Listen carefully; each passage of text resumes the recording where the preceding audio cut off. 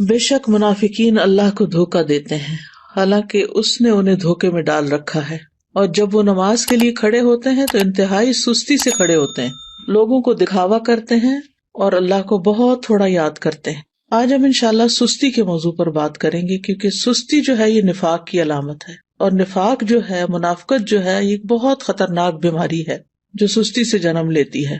سستی کے لیے لفظ عربی میں کسل استعمال ہوتا ہے، اور ہم وہ دعا بھی پڑھتے ہیں نا، اللہم انی اعوذ بک من الہم والحزن والعجز والکسل۔ تو یہ جو کسل ہے، اس کا مطلب ہوتا ہے کہ انسان کی طبیعت دین اور دنیا کے ایسے کام کرنے سے بوجھل ہو جائے جن کے کرنے سے اسے بوجھل نہیں ہونا چاہیے، شوق سے کرنا چاہیے ان کو، لیکن انسان ان چیزوں کو کرنا نہ چاہے اور اس کی طبیعت میں کر کے تھکن ہو اور وہ بور ہو رہا ہو اور اس کا دل گھبرا رہا ہو۔ تو سستی جو ہوتی ہے یہ انسان کی دشمن ہوتی ہے، اور اس سے باہر نکلنے کی ضرورت ہوتی ہے انسان کو، کیونکہ یہ زندگی ہمیں ایک دفعہ ملی ہے نا، بار بار تو نہیں ملے گی، اور اگر ہم نے اس کو میکسیمم اچھے کاموں میں استعمال نہیں کیا تو آخرت میں نقصان ہوگا اور پھر سخت پریشانی ہوگی، اور پھر ہم واپس نہیں پلٹ سکیں گے اور کچھ کر بھی نہیں سکیں گے۔ تو اس لیے بہت ضروری ہے کہ ہم یہیں پر اس دنیا میں ہی اپنی اصلاح کر لیں اور ایسی ساری بیماریوں سے نجات حاصل کر لیں اللہ کے اذن سے، اللہ کی مدد سے۔ تو سستی کی دو اقسام ہیں، ایک ہے عقل کی سستی اور دوسری ہے جسم کی سستی۔ عقل کی سستی کیا ہے کہ انسان اسے غور و فکر میں استعمال نہ کرے، اللہ کی نعمتوں میں غور نہ کرے، ان چیزوں میں غور نہ کرے جو اس کے حال کو یا اس کے ماحول کو اور اس کے زندگی کے ساز و سامان کو بہتر کر سکتے ہوں، ان کی اصلاح کر سکتے ہوں۔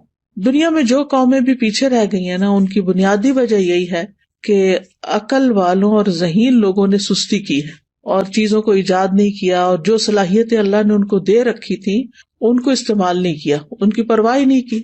دوسرے جو ہے وہ جسم کی سستی ہوتی ہے۔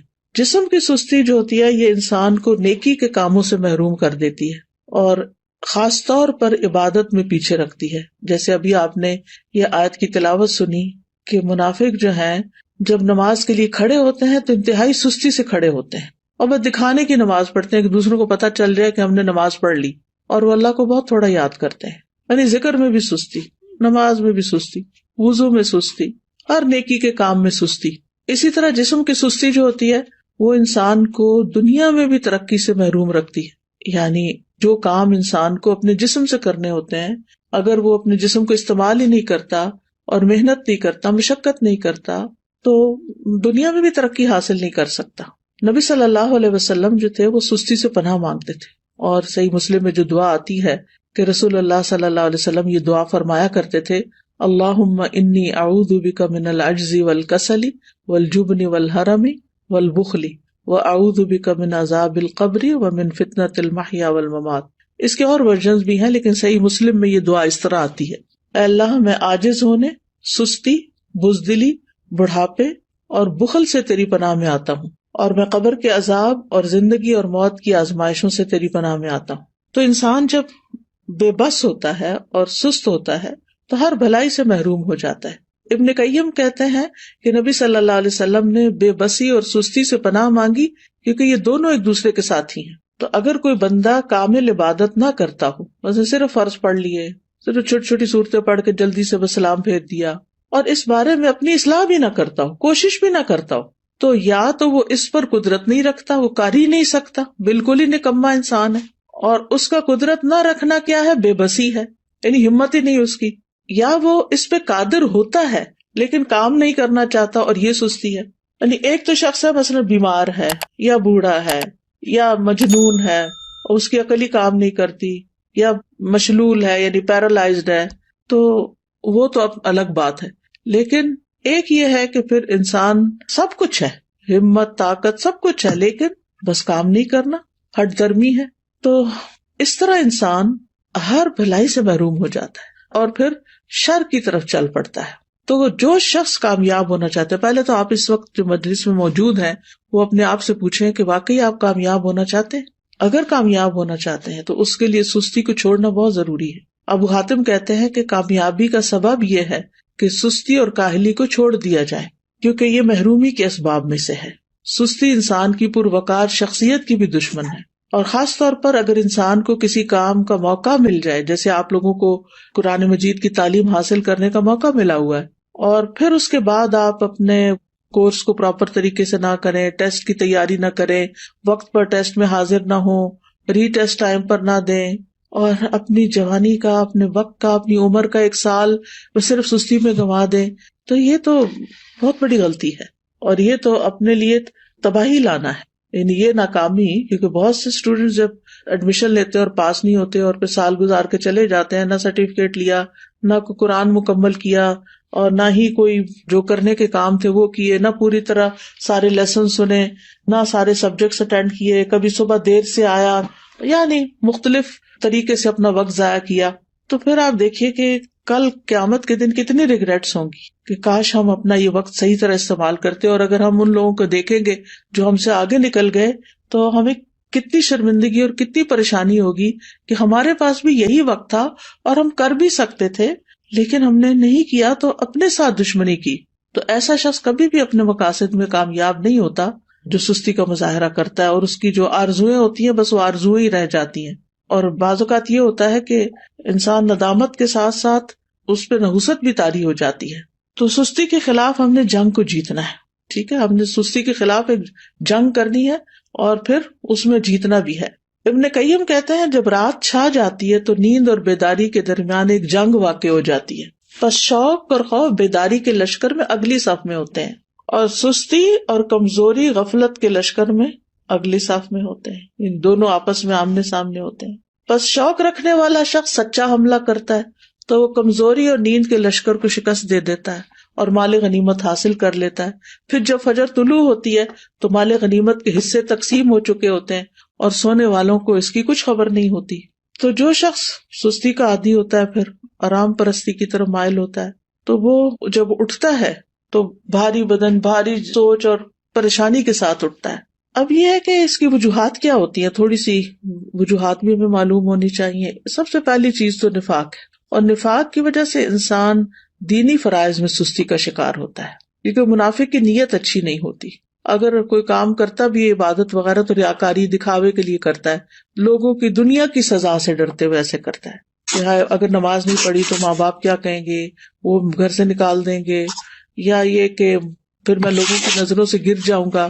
اسی طرح یہ ہے کہ لیسن صرف استاد کے ڈر سے یاد کرنا، قرآن کے شوق میں یاد نہ کرنا، قرآن سے محبت کی وجہ سے یاد نہ کرنا، ڈپلوما کورس کرنا تعلیم القرآن کا لیکن اللہ کی خوشنودی کے لیے نہ کرنا، صرف ماں باپ کی خاطر کر لینا، یا پھر یہ کہ لوگوں کو بتانے کے لیے جی اس نے قرآن پڑھا ہوا ہے.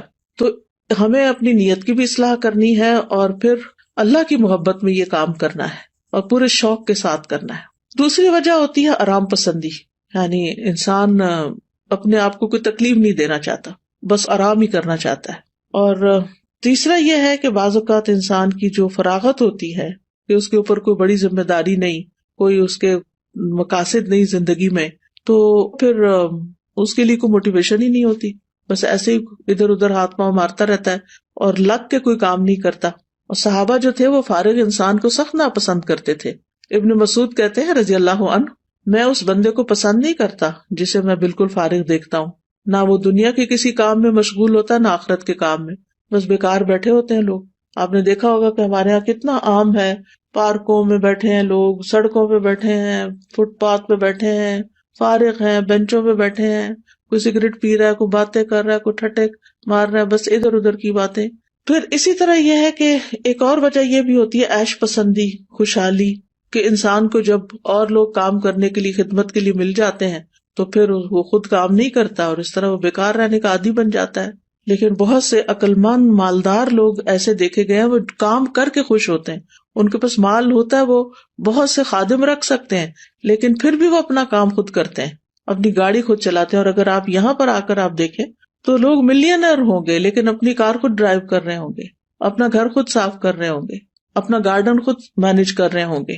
تو جو عیش پسند لوگ ہوتے ہیں وہ پھر سست ہو جاتے ہیں، اور پھر جب انسان کے اوپر بہت زیادہ سستی آتی ہے تو انسان زندگی کے لطف سے بھی محروم ہو جاتا ہے، کیونکہ جب مصروفیت زیادہ نہیں ہوتی تو پھر انسان بور ہونے لگتا ہے، اور وہ بوریت جو ہے وہ انسان کی صلاحیتوں کی قاتل بن جاتی ہے. پھر اسی طرح ایک اور چیز جو بہت سست کر دیتی ہے انسان کو، وہ ہے زیادہ کھانا پینا. جو انسان زیادہ کھاتا ہے، زیادہ سوتا ہے، اس سے بہت سی بلائیاں چھوٹ جاتی ہیں. اور پھر اسی طرح بہت زیادہ سونا جو ہے، نیند، یہ بھی انسان کو سست کر دیتا ہے. جب آپ ضرورت کے مطابق سوتے ہیں تو آپ ایکٹیو اٹھتے ہیں، اور جب زیادہ سو لیتے ہیں نا، جیسے ویکینڈ پہ آپ لوگ، بس یہ تو لازم ہے نا کہ ویکینڈ پہ زیادہ سونا ہے، تو زیادہ سو لیتے ہیں تو جب آپ اٹھتے ہیں تو ایسے طبیعت پریشان ہوتی ہے، آنکھیں بوجھل ہوتی ہیں، جسم تھکا ہوا ہوتا ہے، اور پھر سارا دن کوئی خاص کام بھی نہیں ہوتا.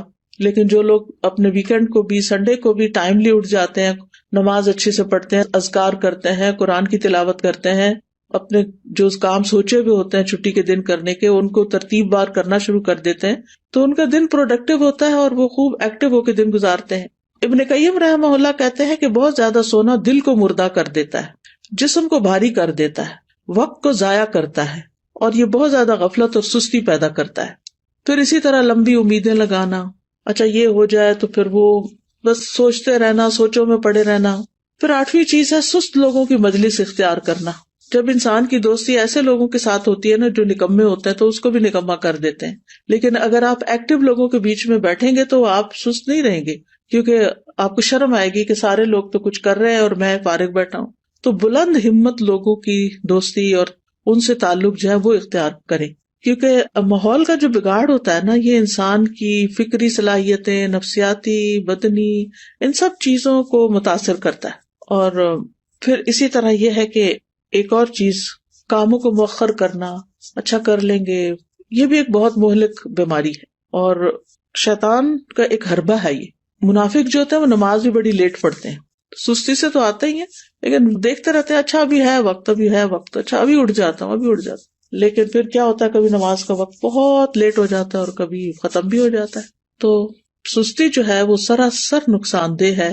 ہماری عبادات پر اس کا منفی اثر پڑتا ہے، عبادات میں کوتاہی ہوتی ہے، دل سخت ہو جاتا ہے، دل پہ زنگ لگ جاتا ہے، احساس ذمہ داری ختم ہو جاتا ہے.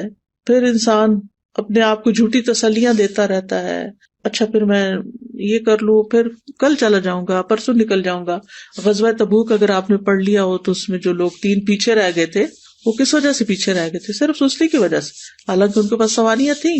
پھر اسی طرح یہ کہ سستی کی وجہ سے انسان کا بڑا قیمتی وقت ضائع ہو جاتا ہے، کیونکہ انسان اس سستی کے وقت کو کسی پروڈکٹیو اور بہت اچھے مفید کام میں نہیں لگا پاتا، انسان کے وقت کی برکت بھی اٹھ جاتی ہے. تو اس لیے بہت ضروری ہے کہ ہم جلد از جلد سستی کا علاج کریں اور اس سے چھٹکارا پائیں. سب سے پہلی چیز اللہ سبحانہ وتعالیٰ سے مدد، اللہ سبحانہ وتعالیٰ سے مدد مانگے، کیونکہ اللہ ہی مددگار ہے. واللہ المستعان. نبی صلی اللہ علیہ وسلم نے فرمایا وَاسْتَعِن بِاللَّهِ وَلَا تَعْجِزْ. اللہ سے مدد مانگو اور کمزور نہ پڑو، عاجز نہ بنو. اسی حدیث میں آتا ہے احرص علی ما ينفعک. جو چیزیں تمہیں نفع دینے والی ہیں ان کی حرص رکھو، یعنی ان کے لیے ایک شوق رکھو اپنے دل میں. تو بہرحال اللہ سے مدد مانگنی اور نیت کر لینی ہے کہ میں نے اللہ کی مدد سے انشاءاللہ اپنی سستی چھوڑ دینی ہے. اور پھر یہ دعا بھی پڑھنی ہے، اللہم انی اعوذ بک من الہم والحزن والعجز والکسل، آخر تک. یہ روزانہ کی دعاؤں میں شامل کر لیں. مثلاً آپ نماز کے بعد بھی پڑھ سکتے ہیں، اتحیات کے جب دروشی پڑھ لیتے ہیں اس کے بعد دعائیں کرنے کا وقت ہوتا ہے اس وقت بھی پڑھ سکتے ہیں. تو تیسرا یہ کہ دن کا آغاز جو ہے نا وہ اذان فجر سے یا تو پہلے کریں یا پھر ساتھ ہی کر لیں، اور پھر وضو کریں، ذکر کریں، نماز ادا کریں. تو اس سے بھی انسان کی ساری گرہیں کھل جاتی ہیں جو شیطان ہر روز انسان پہ سوتے وقت لگا دیتا ہے اور انسان کو تھپکیاں دیتا رہتا ہے کہ ابھی تو رات بہت لمبی ہے. تو جب انسان اٹھتا ہے اور اللہ کا ذکر کرتا ہے اور پھر وضو کرتا ہے، نماز پڑھتا ہے، تو اس کی ساری گرہیں کھل جاتی ہیں جو شیطان نے لگائی ہوتی ہیں، اور وہ حشاش بشاش خوش مزاج اٹھتا ہے. اور ورنہ پھر صبح نفس کی خباثت اور سستی کے ساتھ ہوتی ہے. پھر اسی طرح انسان اپنے ذہن میں یہ بات رکھے کہ میں نے سابقون السابقون میں ہونا ہے، مقربون میں ہونا ہے، اللہ کے قریب ہونا ہے. تو اللہ سبحانہ تعالیٰ کی قربت حاصل نہیں ہو سکتی جب تک کہ انسان اللہ کے راستے میں دوڑ نہیں لگاتا. قرآن مجید میں آتا نا وَسَارِعُوا إِلَىٰ مَغْفِرَةٍ مِّن رَّبِّكُمْ وَجَنَّةٍ عَرْضُهَا السَّمَاوَاتُ وَالْأَرْضُ أُعِدَّتْ لِلْمُتَّقِينَ. ایک دوسرے سے بڑھ کر دوڑو اپنے رب کی بخشش کی طرف اور اس جنت کی طرف جس کی چوڑائی آسمان و زمین کے برابر ہے. وہ متقین کے لیے تیار کی گئی ہے. تقوی والے جو ہوتے ہیں ان سے غلطی ہو جائے، سستی ہو جائے تو فوراً توبہ کرتے ہیں، مغفرت کی طرف دوڑتے ہیں، جنت کا شوق رکھتے ہیں، اللہ کی طرف دوڑ دوڑ کے جاتے ہیں. پھر یہ ہے کہ اس بات کے اوپر پریشان ہونا کہ سستی منافقین کی صفات میں سے ہے، تو میں نے منافقت سے نکلنا ہے، کیونکہ منافقت بہت بہت نقصان دہ ہے انسان کے لیے. پھر اسی طرح یہ ہے کہ انسان کا اپنی فوڈ، اپنی ایکسرسائز، اپنی سونے جاگنے کے اوقات اور دن بھر ایکٹیو رہنے کے طریقے، ان کے اوپر ورک کرنا. یعنی باقاعدہ آپ دیکھیں گے کہ اپنے آپ کو چیک کریں گے کہ آپ کھاتے کیا ہیں، آپ سوتے کس وقت ہیں، آپ اٹھتے کس وقت ہیں، ورزش کتنی کرتے ہیں، اور باقی اپنے کام کتنے کرتے ہیں، اور دن میں اگر سوتے ہیں تو کتنی دیر سوتے ہیں. قیلولہ کرنا تو اس کو تو پاور نیپ کہتے ہیں، وہ سستی کی بجائے انسان کو اور ایکٹیو کر دیتا ہے باقی دن کے لیے. لیکن گھنٹوں بھر سونا دن کو اور رات کو جاگنا، تو اس سے تو پھر انسان کو فائدہ نہیں ہوتا، یہ تو پھر سستی ہے. پھر اسی طرح یہ کہ ہمت بلند رکھیں، اپنے آپ سے مایوس نہ ہو کہ میں نہیں کچھ کر سکتی، میرا نہیں خیال میں ٹھیک ہو سکتی. نہیں، سب کچھ ہو سکتا ہے. اگر آپ کو کوئی جسمانی کمزوری ہے، کوئی بیماری ہے، تو اس کا علاج کریں، کوئی وٹامنز لیں، اپنی فوڈ ٹھیک کریں، بریدنگ ایکسرسائز کریں، واک کریں، اور پھر اللہ کا ذکر کثرت سے کریں، کیونکہ منافق ذکر نہیں کرتے. پھر فارغ وقت میں مفید اور نفع مند کام کریں، کسی کی مدد کریں، اپنے والدین کی خدمت کریں. اگر آپ ہاسٹل میں ہیں تو ہاسٹل میں مختلف کاموں میں مدد کریں. ضروری نہیں کہ کوئی کہے کہ یہ کر دو تو پھر کریں. بعض لوگ خود بھی، مجھے اچھی طرح یاد ہے جب F8 میں الہدا کا ہاسٹل بھی اور کلاسز بھی ہوتی تھی، تو ایک بچی تھی، ماشاءاللہ وہ لائر تھی، کہنے کا مطلب یہ کہ ہائیلی ایجوکیٹڈ بھی تھی. لیکن شام کے وقت کبھی میرا جانا ہوتا تھا تو ماشاءاللہ وہ خود وائپر لے کے باہر کے فرنٹ ایریا کو وائپ کر رہی ہوتی تھی، اس کی صفائی کر رہی ہوتی تھی، اور پھر اس کے بعد گھر جاتی تھی. تو مجھے حیرت ہوتی تھی کہ اللہ نے کتنا اس کے اندر خیر رکھی اس بچی کے اندر، کہ اس کا علم، اس کی قابلیت، اس کا ہنر اس کو اس بات سے نہیں روکتا کہ یہ اس طرح کے معمولی جن کاموں کو ہم معمولی، حالانکہ طہارت تو نصف ایمان ہے، لیکن جن کاموں کو ہمارے کلچر میں معمولی سمجھا جاتا ہے وہ بھی خوشی سے کر رہی ہوتی ہے. تو کچھ لوگ خود سے خود کام نکال لیتے اور کچھ لوگوں کے سامنے کام پڑا تو ان کو نظر نہیں آتا. تو ظاہر ہے کچھ لوگوں نے اپنا آخرت کا اعمال نامہ جو ہے اس کو وزنی کرنا ہوتا ہے، تو انہوں نے تو بڑے اچھے اچھے کام کرنے ہی ہوتے ہیں. اور کچھ لوگ ایسے ہیں کہ جنہوں نے بس دنیا کے 4 دن کوئی زندگی سمجھا ہوا ہے اور اس کو جیسے تیسے گزار رہے ہیں. تو کوئی اپنے فارغ گیپس نہیں جانے دیں اپنے دن میں، ہر وقت کوئی نہ کوئی فائدہ مند کام کریں، اور ہر وقت لذت کی تلاش میں نہ رہیں کہ بس جس چیز میں مزہ آئے گا بس میں وہ کروں گی. نہیں، بس جو کرنے کا کام ہے، جو آخرت میں فائدہ دینے والا ہے، وہ مجھے کرنا ہے. آپ کو پتا نا کہ جنت جو ہے وہ ناپسندیدہ چیزوں سے گھیر دی گئی ہے، تو جب ہم اپنے وہ فائدہ مند کام جو بظاہر ناپسندیدہ ہیں ان کو بھی کریں گے تو انشاءاللہ بہت فائدہ ہوگا. پھر اسی طرح فارغ اوقات میں یا جو چھوٹے چھوٹے وقفے ہیں ان میں آپ ذکر اذکار کر سکتے ہیں، قرآن مجید حفظ کر سکتے ہیں، کوئی احادیث حفظ کر سکتے ہیں، لسٹ بنا کے کاموں کی صبح کے وقت ہی رکھ لیں جو کرنے والے ہیں. تو انشاءاللہ آپ دیکھیں گے کہ آپ انجوائے کریں گے، زندگی کو بھی انجوائے کریں گے، آپ کے دل کے اندر ایک راحت ہوگی. پھر اسی طرح یہ کہ کوئی بک ریڈنگ کی عادت ہو، کوئی اور اسی طرح دل پسند مشغلیں ہوں. دل پسند مشغلے سے مراد یہ کہ مفید پروڈکٹیو کام جو ہے. پھر اسی طرح یہ ہے کہ ابن الجوزی کہتے ہیں کہ سستی کا سب سے مفید ترین علاج یہ ہے کہ محنت کرنے والے لوگوں کی سیرت میں غور کریں. محنت کرنے والے لوگوں کی سیرت میں غور کریں کہ بڑے بڑے لوگوں نے کیسے کام کیے. بس حیرت ہے اس پر جو نفع کے موسم میں بیکار رہنے کو ترجیح دیتا ہے، اور جب سرمایہ بکھیر دیا جاتا ہے تو اس کے حاصل کرنے کو چھوڑ دیتا ہے. ایک اور عالم فرقد ان کا نام ہے، کہتے ہیں کہ تم نے کام کرنے سے پہلے فارغ ہونے اور بے عمل ہونے کا لباس پہن لیا. کیا تم دیکھتے نہیں کہ محنت کرنے والے ادنا درجے کا لباس پہنتے ہیں، معمولی لباس پہنتے ہیں، اور جب وہ فارغ ہوتے ہیں تو نہا کر اچھے کپڑے پہن لیتے ہیں، لیکن تم نے کام کرنے سے پہلے ہی فراغت والا اچھا لباس پہن لیا. یہ بہت گہری بات ہے. یعنی جب انسان ینگ ہوتا ہے نا تو اس کا سارا فوکس کس چیز پہ ہونا چاہیے کہ وہ محنت کرے، کام کرے. اور علماء کی سیرت اگر ہم پڑھیں تو حیرانی ہوتی ہے کہ کس طرح ان کے پاس بعض اوقات لباس تک بدلنے کا وقت نہیں ہوتا تھا. بعض اوقات یہ نہیں کہ سستی پاری نہیں کرتے تھے، یعنی ان کی پرائرٹیز کچھ اور ہوتی تھی. اور پھر یہ کہ بعض اوقات پکانے کا وقت نہیں، کھانے کا وقت نہیں، لیکن وہ اپنے کاموں میں اتنے جتے ہوئے ہوتے تھے. اور پھر آج تک ان کے نام تاریخ میں زندہ ہیں، ان کی سیرت ہم پڑھتے ہیں اسی وجہ سے نا کہ جب کام کا وقت تھا تو انہوں نے کام کیا، اور اب وہ انشاءاللہ اپنی قبروں میں آرام کر رہے ہوں گے اور فائدہ اٹھا رہے ہوں گے اپنے کاموں کا.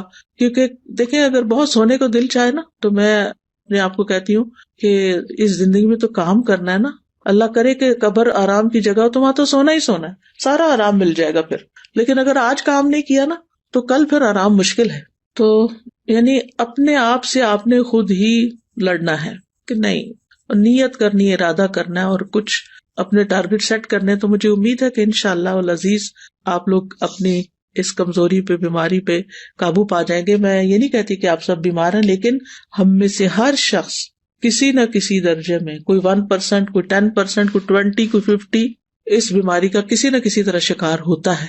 تو اپنی بیماری کو آئیڈینٹیفائی کر کے اور پھر اس کا علاج کرنا ہے انشاءاللہ العزیز. اللہ تعالیٰ سے دعا ہے کہ وہ ہمیں اس مصیبت سے نجات دے اور ہماری زندگی کا ایک ایک دن بہترین طریقے سے گزرے اور ہم بہترین کام کر سکیں. بارک اللہ فیکم. وہ میرا ایک سوال تھا اس سے متعلق، میں نے یہ پوچھنا تھا کہ جو آپ نے بتایا نا کہ زیادہ سونا نہیں چاہیے اور چھٹی کے دن بھی کہ ہمیں صبح جلدی اٹھ کے سارے کام مکمل کرنے چاہیے، تو میں نے یہ پوچھنا تھا کہ ہم فجر کے وقت اٹھ کے قرآن پاک کی تلاوت وغیرہ کر لیتے ہیں، سارے کام وغیرہ کر لیتے ہیں، تو فجر کے بعد ہم سو سکتے ہیں؟ سورج نکلنے تک تو بالکل بھی نہیں سونا چاہیے، لیکن یہ کہ اگر آپ آدھی رات کے جاگے میں ہیں اور آپ نے تہجد پڑھی اور بہت تھک چکے ہیں تو تھوڑی دیر کے لیے نیپ لے لیں، اگر آپ کو دن میں نیپ کرنے کا موقع نہیں ملے گا. لیکن گھنٹوں سونا اس کے بعد یہ بالکل درست عادت نہیں، کیونکہ نبی صلی اللہ علیہ وسلم نے صبح کام کرنے والوں کے لیے برکت کی دعا کی ہے، اللہم بارک لامتی فی بکورہا، کہ اللہ میری امت کی صبح میں برکت ڈال دے. Ustaza, I just wanted to share a reflection that Azra Baji shared with us in class today. So, you're talking about productivity and using our time well, and I thought about productive families. And she said, we have to have the team spirit at home, that when everyone do the assigned task, and at the end of the day, we will end up a happy family and we become helpers to each other.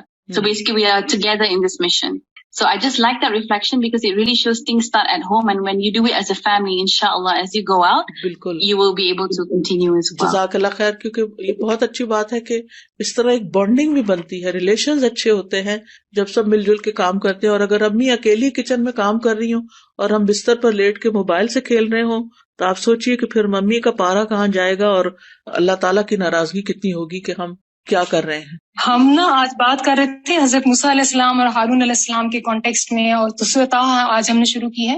تو اس میں جب اللہ سبحانہ وتعالیٰ ان کو نبوت دیتے ہیں، موسیٰ علیہ السلام کو اور ان کے ساتھ ہارون علیہ السلام کو، تو ان کو جو پہلی بات بھیجتے ہیں مشن پر، تو اذهب انت واخوک بآیاتی ولا تنیا فی ذکری. ابھی جو آپ نے بات کی نا ذکر میں سستی کرنا، تو ذکر جو ہے ایک بوسٹنگ ہے، ایمان بوسٹنگ چیز ہے اور ہر چیز کی بیوٹی ہے. اور ایک کوٹ میں صرف شیئر کرنا چاہتی ہوں، hard work beats talent when talent doesn't work hard.